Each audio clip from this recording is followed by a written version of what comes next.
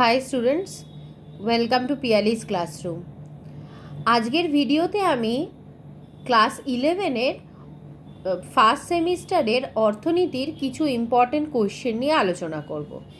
এটা তোমাদের ফার্স্ট চ্যাপ্টারের ইনক্লুডেড কিছু কোয়েশ্চেন, যেগুলো আমি এখন তোমাদের সাথে আলোচনা করতে চলেছি।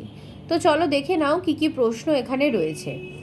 তো সবার প্রথমে বলা হয়েছে যে অর্থনৈতিক ব্যবস্থা কাকে বলে। কোনো দেশের মানুষের অর্থনৈতিক কাজকর্ম যে সামাজিক, রাজনৈতিক, ঐতিহাসিক নিয়মনীতি মেনে চলে তাকেই আমরা কি বলে থাকি? অর্থনৈতিক ব্যবস্থা বলে থাকি।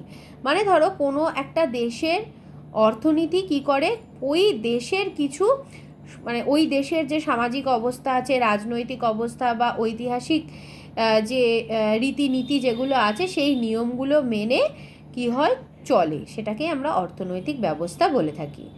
অধ্যাপক স্যামুয়েলসনের মতে কোনো দেশের অর্থনৈতিক ব্যবস্থা প্রধানত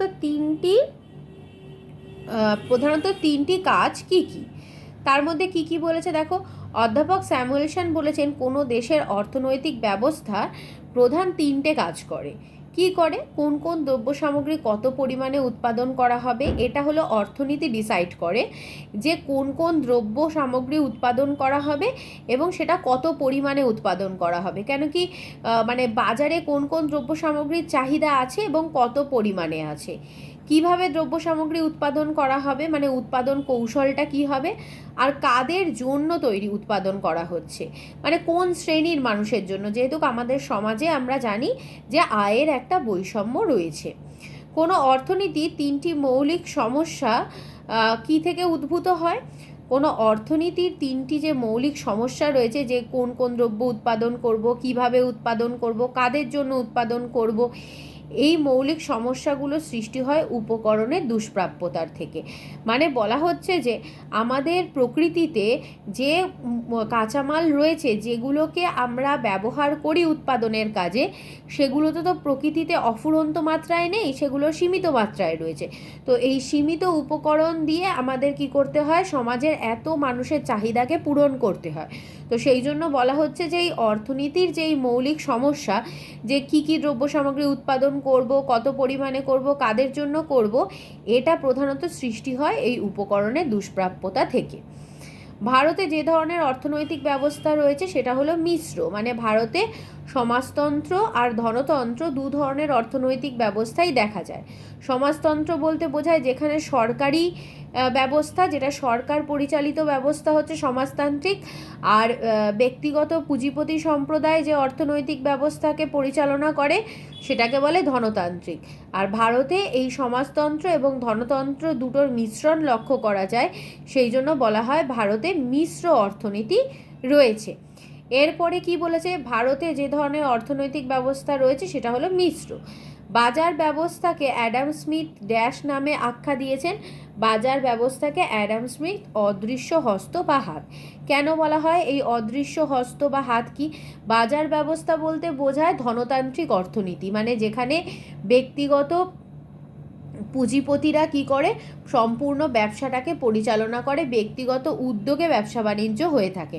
তো এক্ষেত্রে কি হয়, বাজারে কতটা চাহিদা বা কতটা যোগান হবে বা বাজারে দ্রব্যের দাম কি হবে, সেটা বাজার নিজে থেকেই ঠিক করে নেয়। এটাকে কেউ কোনো একজন ব্যক্তি এটাকে ঠিক করে দেয় না। মানে ক্রেতারা কী দামে দ্রব্য কিনবে আর বিক্রেতারা কী দামে দ্রব্য বিক্রি করবে, এটা বাজার শক্তি দ্বারাই ঠিক হয়। যেহেতু এটা অন্য কেউ ঠিক করে দেয় না, বাজার নিজে থেকে ঠিক করে, সেই জন্য এটাকে অদৃশ্য হস্ত বলা হয়। বাজার অর্থনীতির মূল প্রবক্তা হলেন কে? Adam Smith. ধনতান্ত্রিক অর্থনীতির উপকরণের বন্টন ড্যাশের মাধ্যমে হয়ে থাকে। ধনতান্ত্রিক অর্থনীতিতে কি বলা হয়েছে? উপকরণের বন্টন কিভাবে হয়ে থাকে বলা হচ্ছে যে এক্ষেত্রে এটা ধনতান্ত্রিক অর্থনীতি হবে না, এই জায়গাটা একটু ভুল রয়েছে, এটা হবে সমাজতান্ত্রিক অর্থনীতি। এখানে এটা ধনতান্ত্রিক হবে না, এটা সমাজতান্ত্রিক হবে। সমাজতান্ত্রিক অর্থনীতিতে উপকরণের বন্টন হয়ে থাকে কেন্দ্রীয় পরিকল্পনা কর্তৃপক্ষের মাধ্যমে। মানে সমাজতন্ত্র বলতে বোঝায় যেখানে কি থাকে, যেখানে আমরা দেখতে পাই যে মানে যেটা সরকারি মালিকানাধীন যে অর্থনীতি, মানে যেখানে যে অর্থনীতিতে সরকার দ্বারা পরিচালিত হয়ে থাকে, তো সেখানে কি হয়ে থাকে, কেন্দ্রীয় পরিকল্পনা কর্তৃপক্ষ যারা থাকে তারাই ঠিক করে যে উপকরণের বন্টন কিভাবে হবে। উপকরণগুলো মানে উৎপাদনের যে উপকরণগুলো রয়েছে, জমি, শ্রম, মূলধন, সংগঠন, সেগুলো কিভাবে বণ্টিত হবে সেগুলো কেন্দ্রীয় পরিকল্পনা কর্তৃপক্ষ ঠিক করে থাকে। মার্কসের মতে কোনো অর্থনীতি ড্যাশ স্তরের মধ্যে দিয়ে যায় 5টি। ধনতান্ত্রিক অর্থব্যবস্থায় দেশের অর্থনৈতিক কার্যকলাপ সরকারি হস্তক্ষেপ সবচেয়ে কম থাকে। কেন কি, ধনতান্ত্রিক অর্থব্যবস্থা পুরোটাই বেসরকারি কর্তৃপক্ষরা পরিচালনা করে, সেই জন্য এখানে পুরোটাই বেসরকারি হস্তক্ষেপ থাকে। সাধারণ সম্পত্তির বিয়োগান্ত পরিণতি কার সাথে জড়িত? সমাজতন্ত্র। কেন? কারণ সাধারণ সম্পত্তির বিয়োগান্ত পরিণতি বলতে কি বোঝাচ্ছে, যে দেখো সাধারণ যে সম্পত্তি, যেমন ধরো কোনো একটা পুকুর বা কোনো একটা মাঠ বা কোনো একটা পার্ক, এগুলোকে রাস্তাঘাট, এগুলো সাধারণ সম্পত্তি। মানুষ এগুলোকে কি করে, যেহেতু এগুলো সরকারি সম্পত্তি, মানুষ এগুলোকে নির্বিচারে ব্যবহার করে। যেমন পুকুরের জলকে আমরা স্নানের কাজে ব্যবহার করি, আবার বাসন মাজি, জামা কাপড় কাচি, তো যার জন্য পুকুরের জলটা নষ্ট হয়ে যাচ্ছে। তো এই জন্য সাধারণ সম্পত্তির একটা বিয়োগান্ত পরিণতি ঘটে, যেটা একমাত্র সমাজতন্ত্রের ক্ষেত্রেই লক্ষ্য করা যায়। এরপরে কি বলেছে, ড্যাশ অর্থনীতিকে সম্পূর্ণরূপে নিয়ন্ত্রিত অর্থনীতি বলা হয় সমাজতন্ত্র। কারণ কি, সমাজতান্ত্রিক অর্থনীতি সরকার দ্বারা পরিচালিত। ড্যাশ অর্থনীতিতে মুদ্রাস্ফীতি দেখা যায় না। মানে সমাজতন্ত্রে কি হয়, সরকার যেহেতু কোনো রকম মুনাফা চায় না, সেই জন্য এখানে সরকার একটা নির্দিষ্ট দামে দ্রব্য সামগ্রী বিক্রি করে থাকে, সেই জন্য এখানে জিনিসপত্রের দাম বাড়ে না, তাই মুদ্রাস্ফীতি থাকে না। ড্যাশ অর্থনীতিকে আয় বৈষম্য থাকে না। সমাজতান্ত্রিক অর্থনীতিতে মানে যেখানে ধরো সরকারি কাজকর্মের ক্ষেত্রে, যারা সরকারি ক্ষেত্রে কাজ করে তাদের সকলের আয় সমান হয়, এক্ষেত্রে আয়ের বৈষম্য থাকে না। ড্যাশ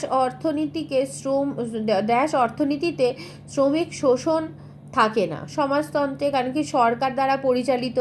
ড্যাশ অর্থনীতিতে মুনাফার প্রধান লক্ষ্য নয়, যেমন সমাজতন্ত্র, কেন কি সরকার কখনো মুনাফা করতে চায় না, সরকার জনকল্যাণমূলক কাজ করে। ড্যাশ অর্থব্যবস্থায় দাম ব্যবস্থা কাজ করে সমাজতান্ত্রিক। ধনতন্ত্রে উৎপাদনের মালিকানা ড্যাশদের হাতে থাকে। এটা বলছিলাম, ধনতন্ত্র মানে পুঁজিপতি সম্প্রদায়। সমাজতন্ত্র হয় ড্যাশ সমাজ, যেখানে কোনো শ্রেণী শোষণ থাকে না, শ্রেণী শোষণহীন একটা সমাজ। মিশ্র অর্থনীতির মধ্যে দুটি ক্ষেত্র লক্ষ্য করা যায়।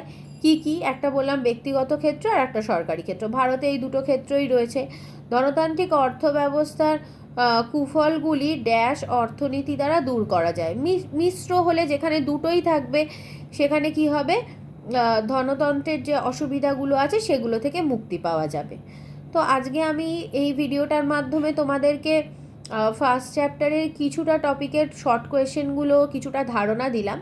পরবর্তী ভিডিওতে আমি এরকম আরও কিছু ইম্পর্টেন্ট কোয়েশ্চেন নিয়ে আসবো, যেগুলো নিয়ে আলোচনা করব। এই ভিডিও ওরিয়েন্টেড তোমাদের কিছু জানার থাকলে তোমরা অবশ্যই আমাকে কমেন্ট করো। ভিডিওটা ভালো লেগে থাকলে লাইক করো, ভিডিওটা সাবস্ক্রাইব করে রেখো পরবর্তী ভিডিও নোটিফিকেশনের জন্য।